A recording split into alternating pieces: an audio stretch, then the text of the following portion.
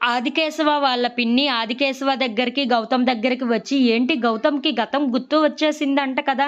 మరి తన కూతురు ఎవరో కూడా తనకు తెలియాలి కదా! ఎవరు తన కూతురు?" అని చెప్పేసైతే గౌతమ్‌ని అడుగుతూ ఉంటుంది. ఆ మాటలు వినగానే అక్కడ ఉన్న గౌతమ్ మాత్రం ఏం మాట్లాడాలో తెలియక అలా బాధపడుతూ అలా నించొని ఉండిపోతాడు. ఇంతలో అక్కడ ఉన్న ఆవిడ మాత్రం, "ఎవరు నీ కూతురు నీకు తెలియదా ఇంకా?" అని చెప్పేసైతే అడుగుతూ ఉంటుంది. ఆ మాటలు వినగానే అక్కడ ఉన్న గౌతమ్ అలాగే ఆదికేశవ వాళ్ళు అయితే ఏం చెప్పాలో తెలియక అలా మౌనంగా నించొని ఉండిపోతారు. ఇంతలో అక్కడ ఉన్న మల్లిక మాత్రం, "ఎవరు గౌతమ్ నీ కూతురు? నీ కూతురు ఎవరో తెలుసా?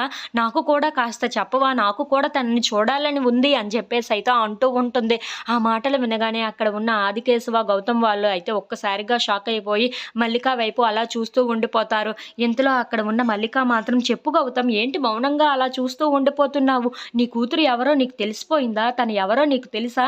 అయితే నాకు కూడా కాస్త చూపిస్తావా? నాకు కూడా చూడాలని ఉంది" అని చెప్పేసైతే అంటూ మాట్లాడుతూ ఉంటుంది. ఆ మాటలు వినగానే అక్కడ ఉన్న గౌతమ్ అయితే చాలా బాధపడుతూ ఏడుస్తూ ఉంటాడు. అలా తన మోకాళ్ళ మీద కూర్చొని, ఇప్పుడు ఎలా చెప్పాలి నువ్వే నా కూతురివి అన్న విషయం అని చెప్పేసైతే అనుకుంటూ చాలా బాధపడుతూ ఉంటాడు. అది చూడగానే అక్కడ ఉన్న ఆదికేశవ కూడా చాలా బాధపడుతూ ఉంటాడు.